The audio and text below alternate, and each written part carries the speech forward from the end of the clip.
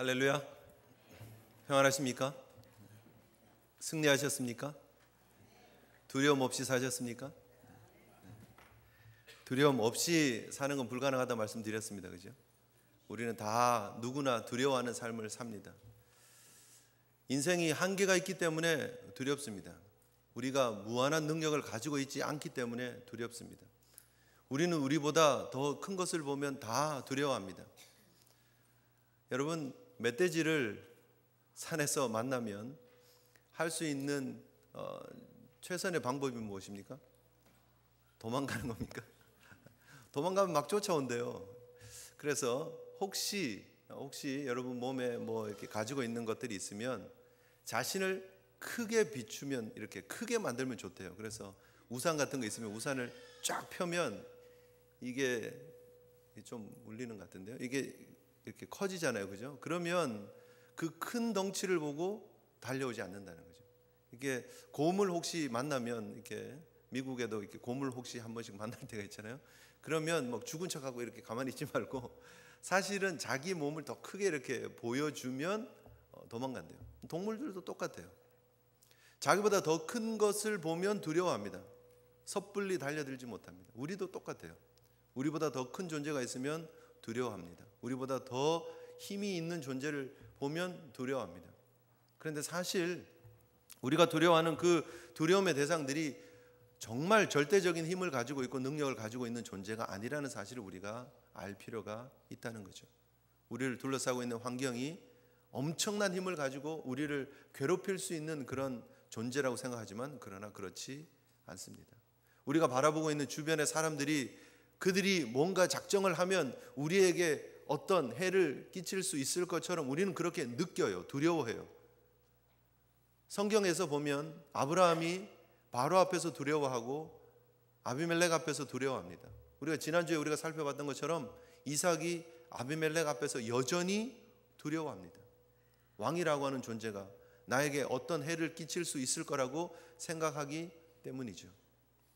그러나 성경이 지금 지난주를 통해서 우리에게 도전하고 있는 레슨이 무엇이냐면, 하나님의 사람이 두려워할 것은 하나님밖에 없다라는 것입니다. 정말 하나님을 두려워하는, 정말 두려움의 대상을 바로 알고 그 하나님을 두려워하면 세상의 다른 것들은 두려워할 것이 되지 않는다는 거죠. 우리가 잘 아는 것처럼 다니엘과 다니엘의 세 친구들이 정말 담대하게 불구덩이 속에 들어갔습니다. 풀무불 속에 들어갔습니다. 그리고 사자굴 속에 들어갔습니다. 어떻게 그렇게 들어갈 수 있습니까? 그들은 풀무불이 두렵지 않아서, 그 활활 타오르는 그 불이 두렵지 않아서 들어갔습니까? 두렵지요. 두렵습니다. 사자굴이 두렵습니다. 그러나 그것보다 더 큰 하나님에 대한 두려움이 있기 때문에 하나님을 향한 그 두려움 때문에 이 정도는 이겨낼 수 있다는 거죠. 여러분, 이것이 진짜 두려움입니다. 우리가 무엇을 두려워해야 되느냐는 거예요. 더 큰 두려움 앞에서, 진짜 두려움 앞에서 우리가 두려워하면 나머지 두려움은 이겨낼 수 있다는 거예요. 우리의 영혼을 살리시고 죽이실 수도 있는 하나님을 정말 두려워한다면 우리가 하나님 앞에 세상의 것들은 다 담대하게 이겨내면서, 넉넉하게 이기면서 승리의 길을 걸어가시는 주의 종들 될 줄 믿습니다. 이스라엘 백성들이 보였던 가장 큰 약점이 뭐냐 하면 두려움입니다. 그들이 가데스 바네아에서 그들이 더 이상 우리는 못 가겠다. 우리는 메뚜기 같다. 우리는 지금 그들 그 장대한 가나안 족속에 비하면 우리는 아무것도 아니다라고 외치면서 우리가 여기까지 와서 이제 죽게 되었다고 모세를 원망하고 돌아가자라고 얘기를 했던 이유가 무엇입니까? 광야 1세들이 왜 그들이 광야에서 뺑뺑뺑뺑 돌다가 40년 동안 돌다가 다 광야에서 죽을 수밖에 없었느냐 하는 거죠. 두려움 때문입니다. 눈에 보이는 가나안 족속들이 두려워서 결국은 하나님을 향한 두려움을 잊어버리고 하나님 앞에 망령되게 방자하게 행하다가 그들이 20세 이상 모든 광야 1세들은 광야에서 죽는 비극적인 종말을 보게 된다는 거죠.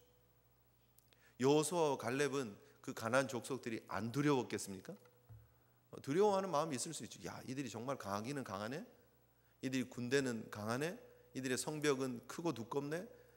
그 객관적으로 보는 눈이 없었겠습니까? 그러나 하나님을 두려워하는 마음을 가지고 하나님을 신뢰하는 믿음을 가지고 나갈 때에 그들이 우리의 밥이라고 외칠 수 있는 것이죠. 여러분 인생에 정말 두려워해야 될 하나님을 경외하는 마음을 가지고 믿음의 길을 걸어가시기를 주님의 이름으로 축복합니다. 오늘 우리가 26장을 통해서 계속해서 살펴보고 있는 하나님께서 우리에게 주시는 도전이 과연 무엇이냐는 거예요. 하나님을 정말 두려워하면 하나님께서 진정한 복을 주신다라는 거예요. 그게 메시지예요. 여러분 27장에 보면 야곱이 이삭 아버지를 속여서 복을 쟁취하는 그런 장면이 나옵니다. 그런데 심지어 그 사건 그리고 그 이후에 삼촌 집에 가고 삼촌을 통해서 계속해서 이렇게 복을 누리고 알록달록한 짐승들이 태어나면서 막 재산이 늘어나는 그런 모습들을 우리가 쭉 계속해서 보겠지만, 그런 이야기 전에 오늘 본문의 이야기를 통해서 이스라엘 백성들에게 또 우리에게 주시려고 하는 하나님의 말씀이 있습니다. 하나님이 과연 진정한 복이 무엇인가에 대해서 말씀을 해주시기 위해서 굳이 지금 27장 앞에 26장의 내용을 기록을 하고 있다는 거죠.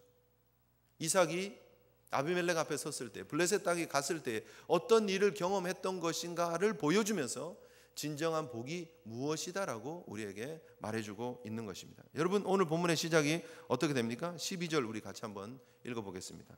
다시 한번 12절, 13절, 14절 우리 한번 읽었으면 좋겠습니다. 시작.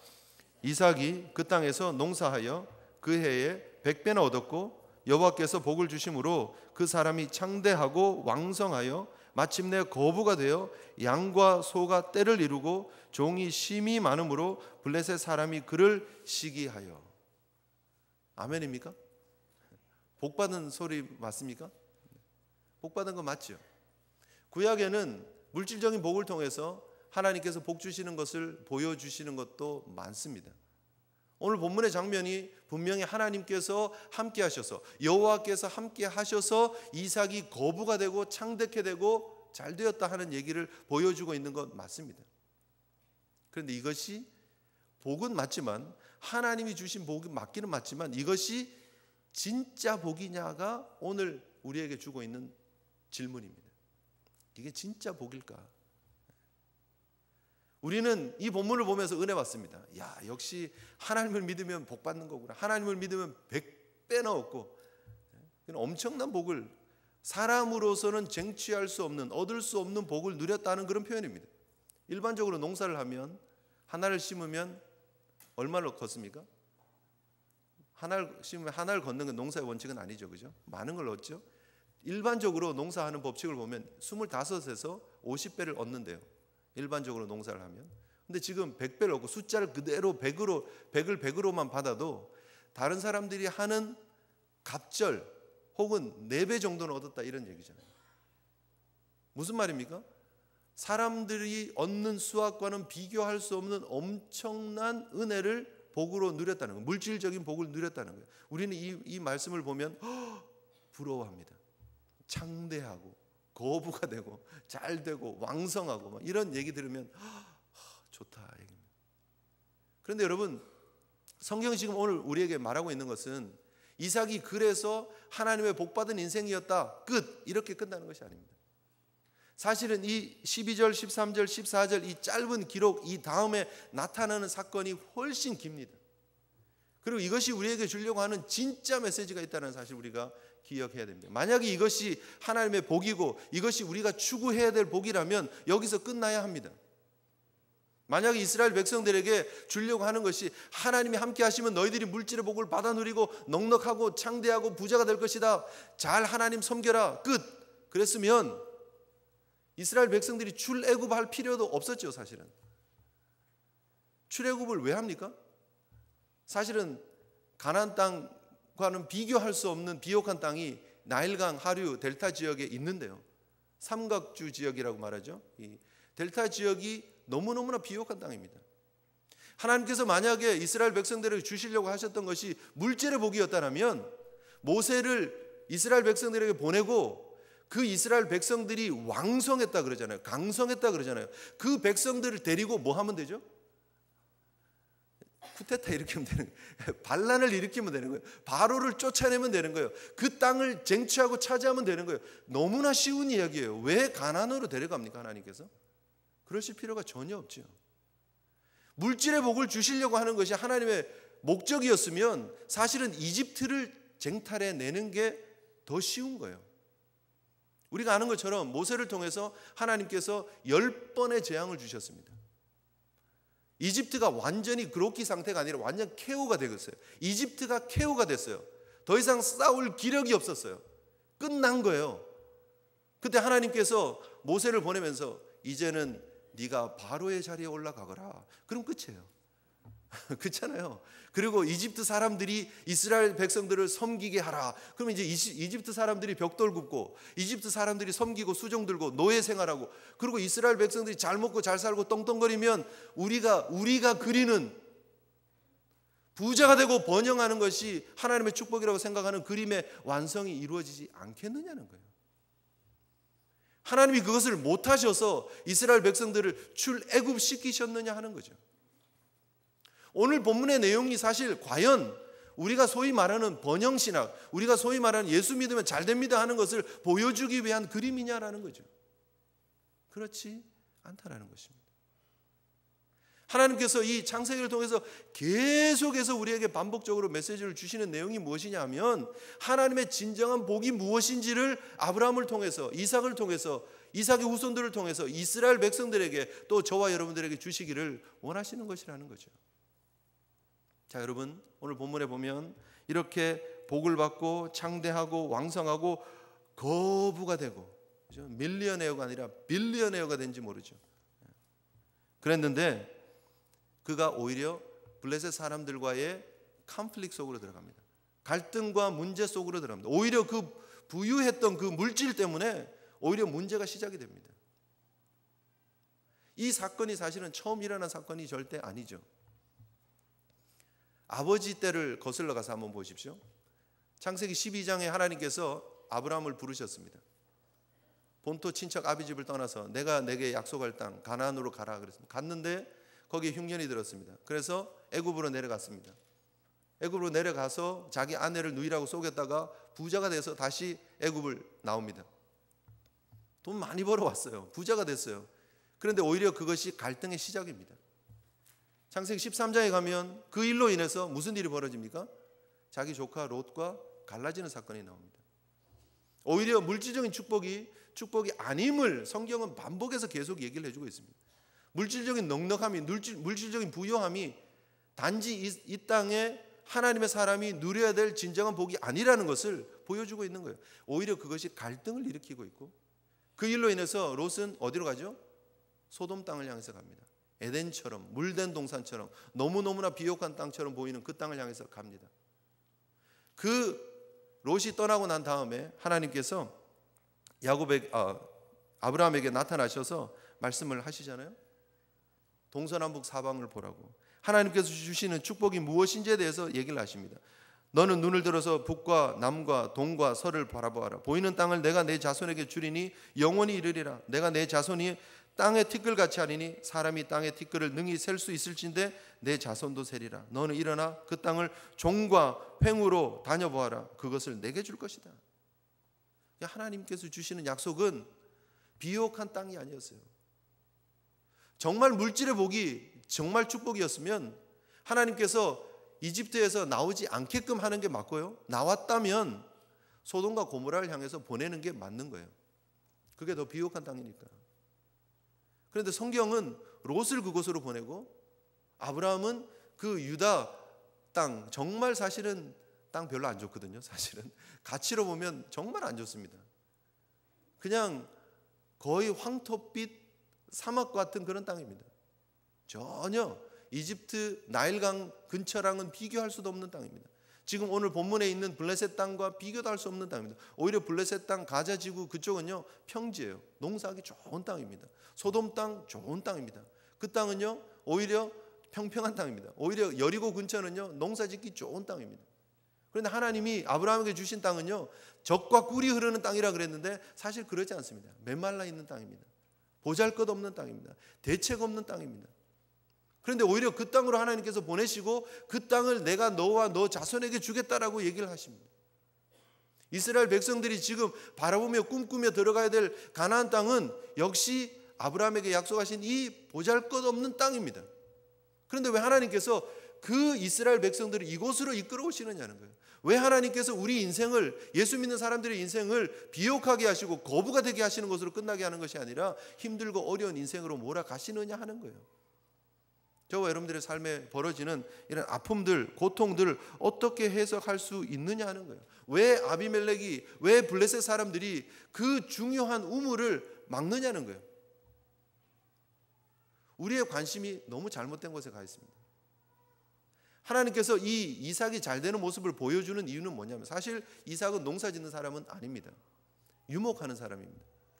그렇죠? 그런데 이 지금 블레셋 사람의 땅에 와서 보니까 이 사람들이 농사를 짓거든요. 어깨너머로 이렇게 봅니다. 흉년의 때예요. 어깨너머로 배운 농사예요. 흉년의 때에 어깨너머로 배운 농사인데 지었더니 그 해에 100배를 얻었다는 거예요. 이게 성경이 말하는 거예요. 하나님이 함께 하시고 하나님께서 주시려고 하면 이 물질 정도는 아무것도 아니다는 거예요. 아멘이십니까? 네. 물질 하지 말라는 거예요. 하나님 붙잡으면 하나님이 일용할 양식을 주신다는 거예요. 이스라엘 백성들에게 하나님께서 공급하시는 것이 무엇입니까? 불기둥과 구름기둥으로, 만나와 메추라기로 이동하시는 반석을 통해서 하나님께서 계속해서 물을 터져나게 하시고 하나님께서 먹이시고 마시게 하시고 지키시고 보호하시는 하나님의 은혜가 있었다라는 거죠. 이스라엘 백성들에게 리마인드 시켜주시기 원하시는 것은 뭐냐면, 너희들이 보는 저기 농사 짓고 잘 사는 사람들 부러워 보이느냐? 아무것도 아니다는 거예요. 이삭처럼 농사를 아무것도 모르는 사람, 그 사람에게 하나님이 함께 하셨더니 100배를 얻었다는 거예요.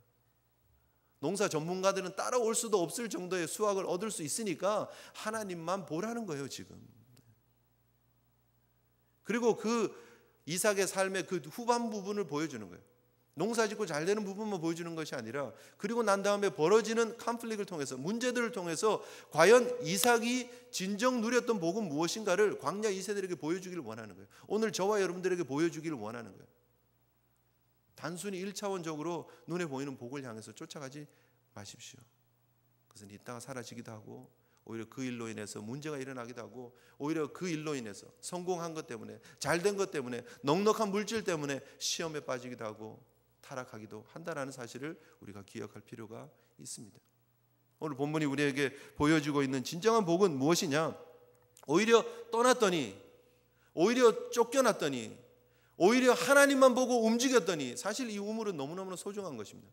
우리가 생각하는 시골의 조그만 우물, 이런 개념이 아닙니다. 우물이요, 얼마나 큰지 몰라요. 사실은 이 교회 사이즈 정도 되는 이런 우물이에요. 사실은 엄청나게 넓게 깊게 파고 들어갑니다. 그리고 그 물이 비가 오기라도 하면 혹시 그 물이 다 이곳에 모여서 그냥 저수지처럼 물이 가득 고일 수 있는 그런 공간을 만드는 것이 우물입니다. 작지 않아요. 절대 작지 않습니다. 물 저장고가 얼마나 큰지 모릅니다.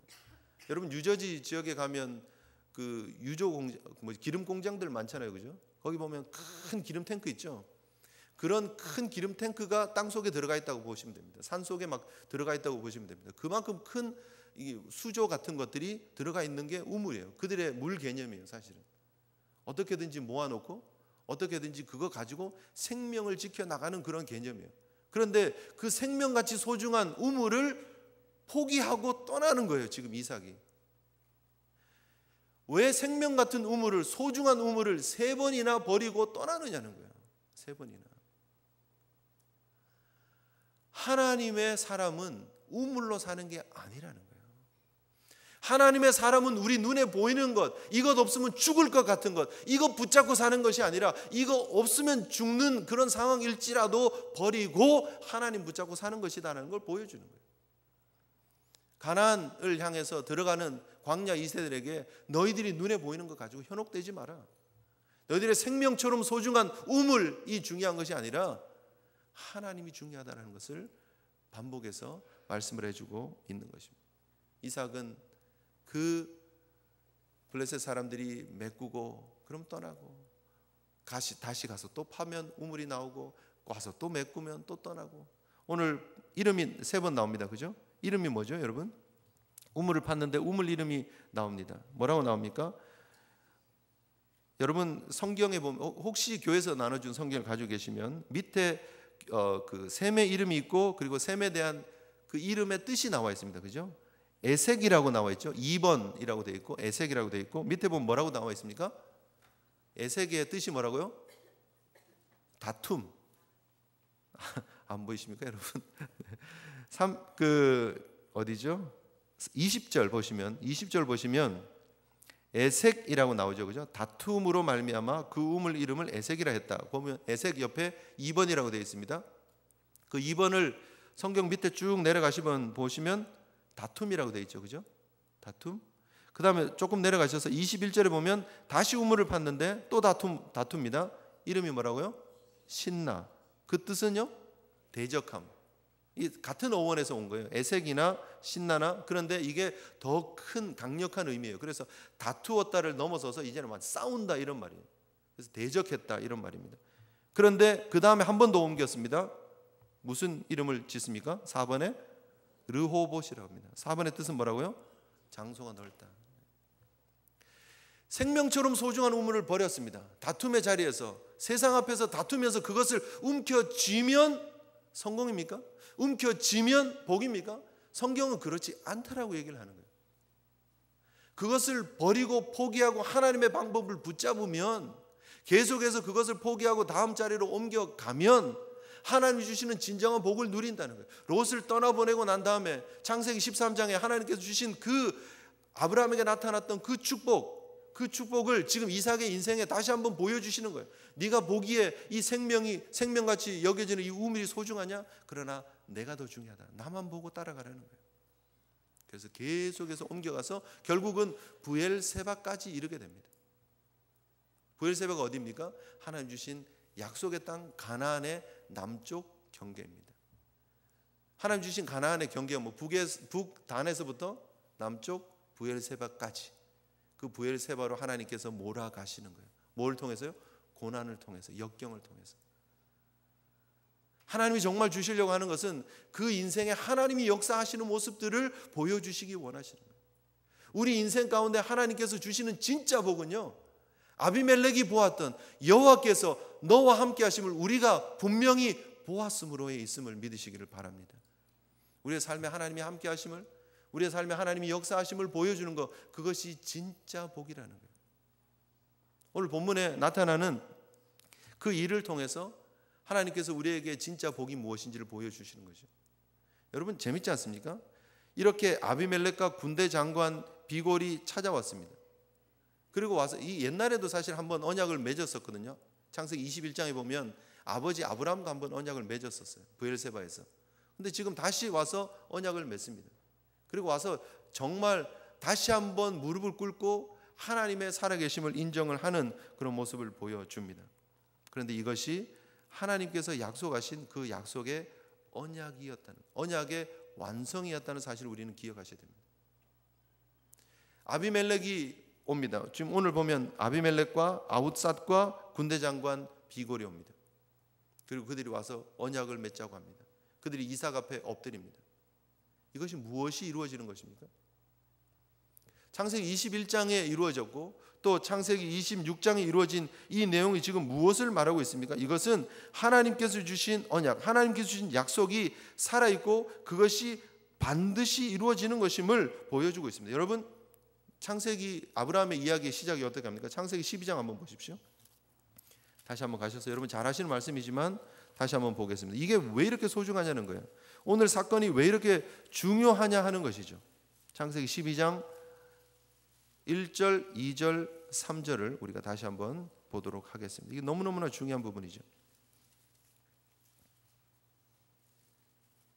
자, 가셨습니까? 우리 같이 한번 읽겠습니다. 시작.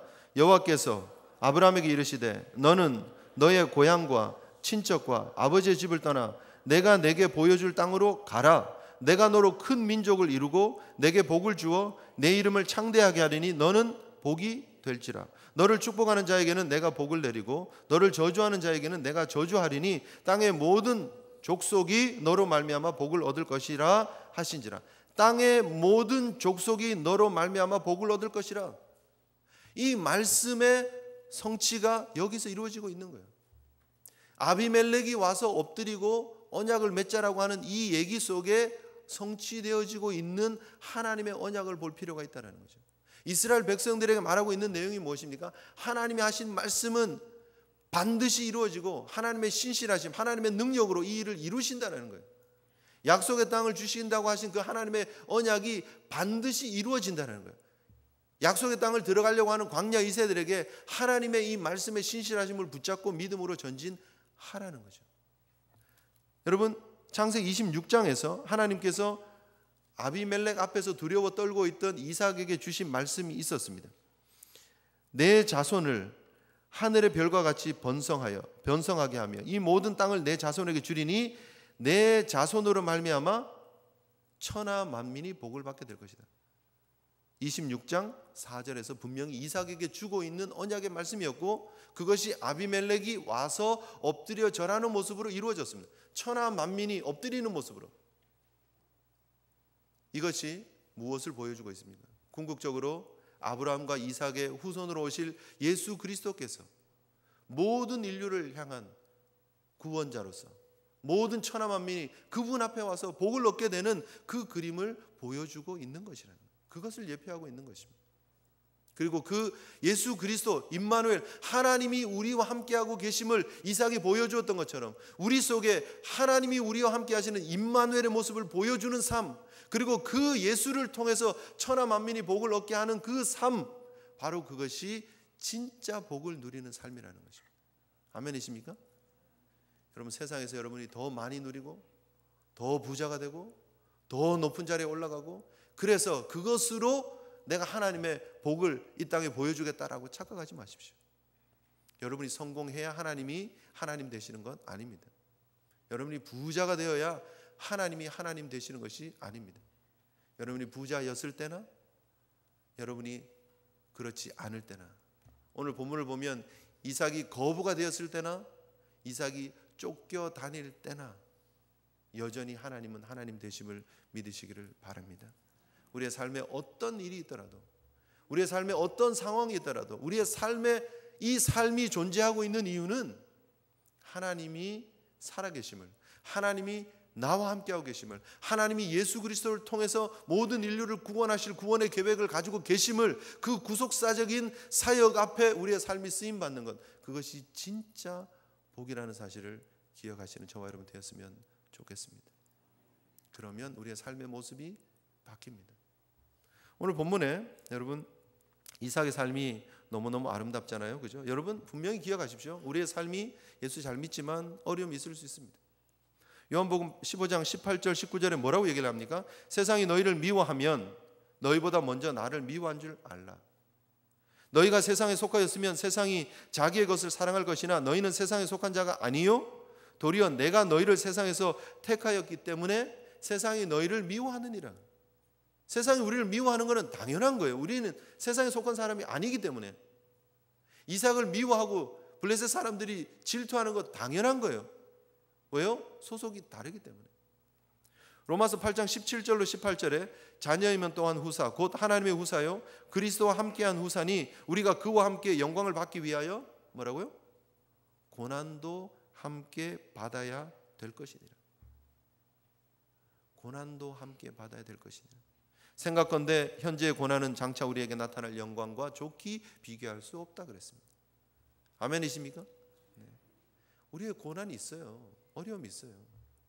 그러나 그 가운데서도 어떤 환경 속에서도 우리가 잘 되든 힘들든 어렵든 부자가 되고 물질의 부유함을 주시는 것이 잘못되었다는 얘기는 절대 아닙니다. 그 가운데서 하나님의 함께 하심을 드러내면 되는 거예요. 힘들고 어렵습니까? 그 가운데서 하나님의 함께 하심을 드러내면 되는 거예요. 실패하셨습니까? 좌절하셨습니까? 그 가운데서 하나님의 함께 하심을 보여주시면 되는 거예요. 오히려 쫓겨다니는 이삭에게 아비멜렉이 와서 엎드렸어요.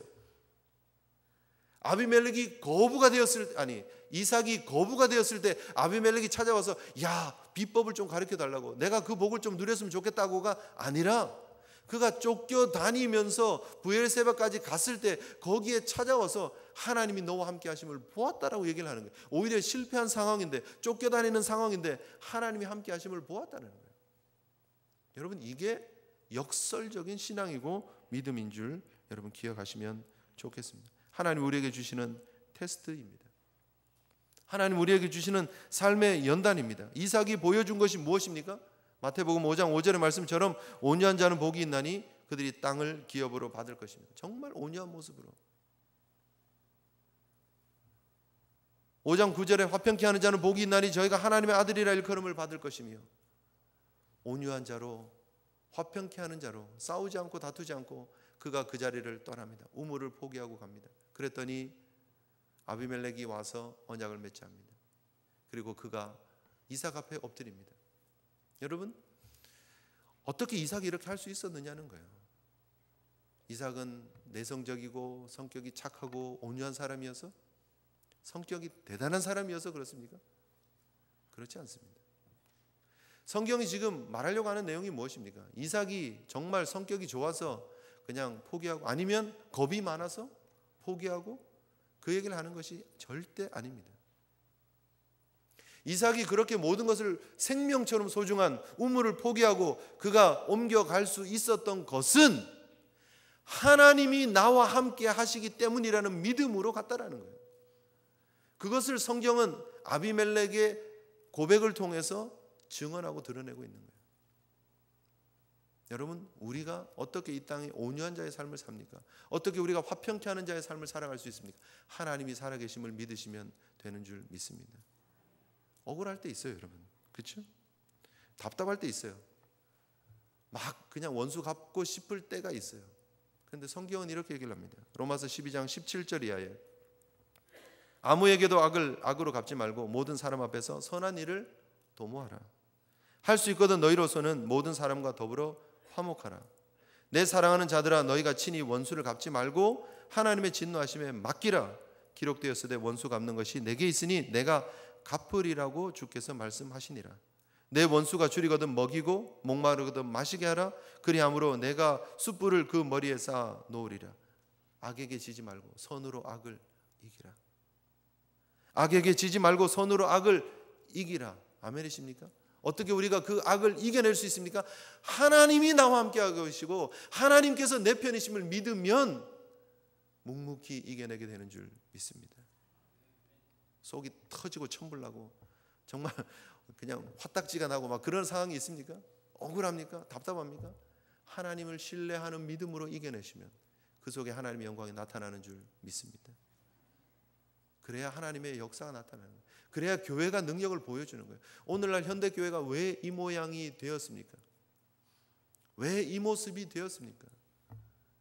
우리 속에 세상이 경외할 만한, 세상이 두려워할 만한, 세상이 감동할 만한 하나님이 함께 하시는 그 믿음 가지고 묵묵히 이겨내는, 끝까지 변함없이 하나님만 붙잡는 삶의 모습들이 너무너무 없어요.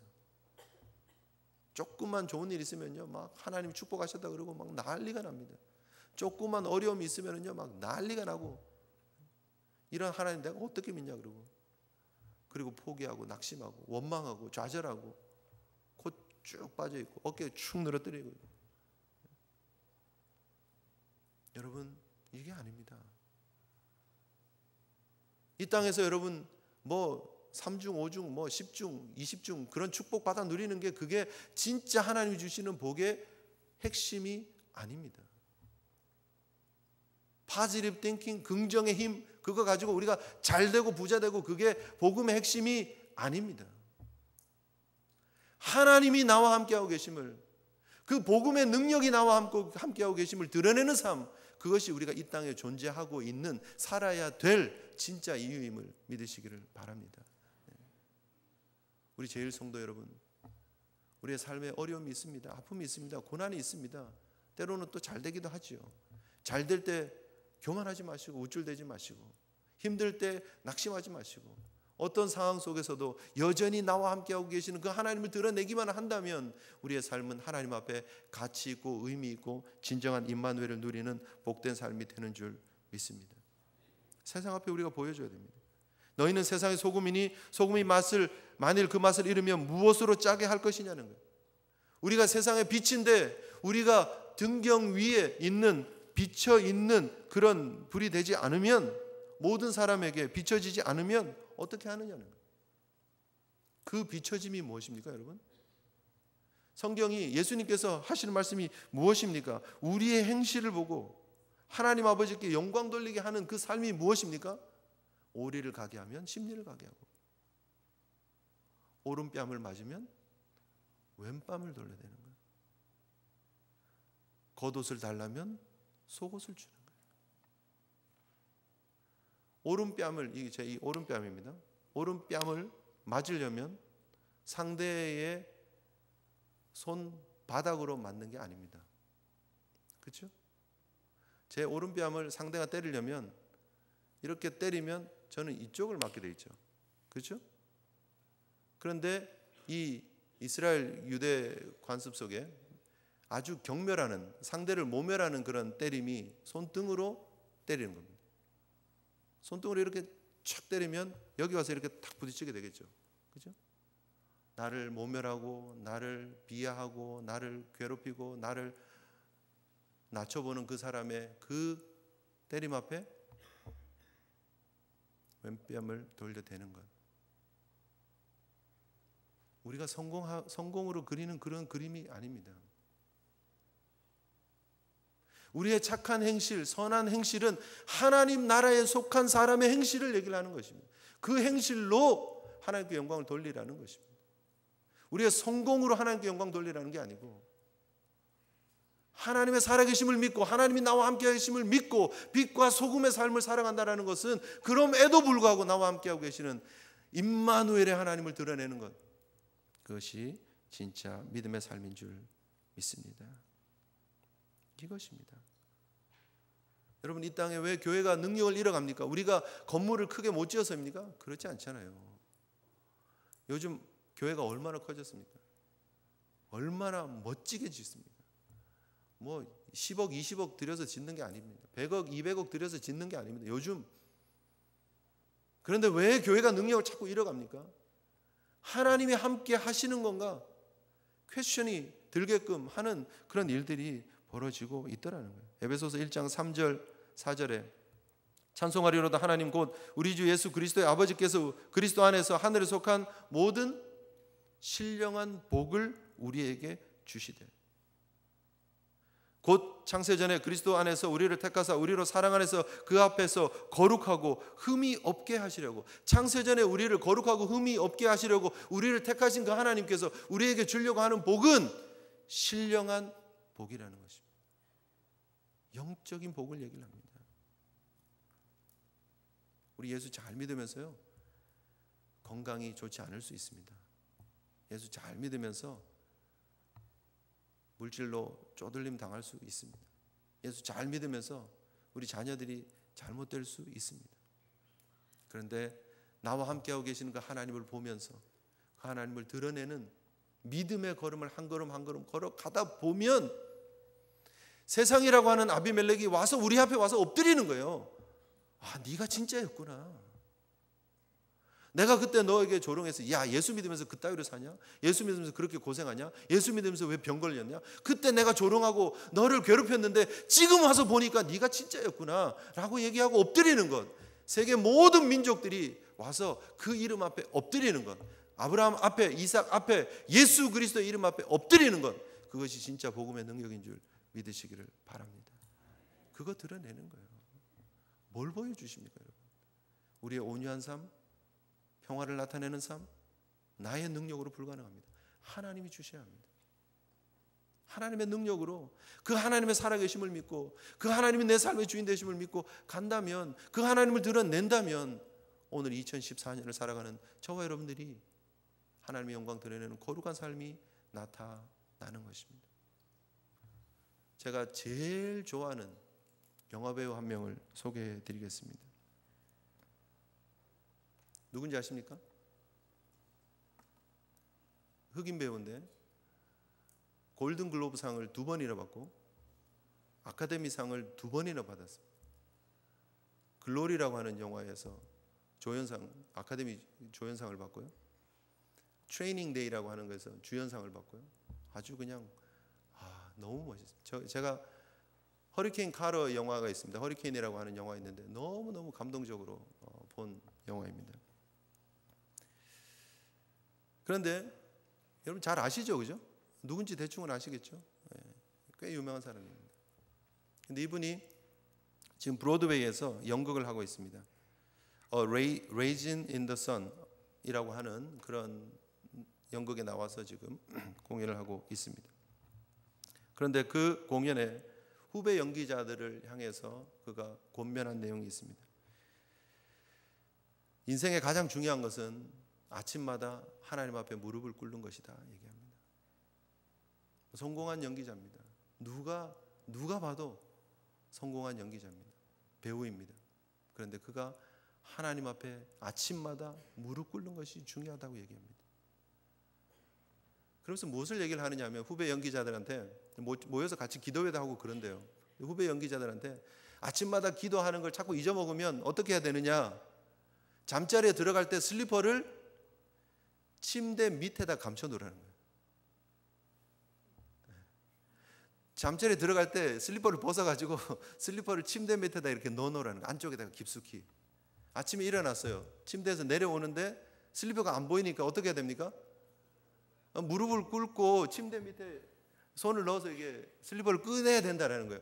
그렇게 무릎을 꿇으면서도 내가 하나님 앞에 기도해야지를 다시 한번 기억하면서 기도하라는 거예요. 아침마다.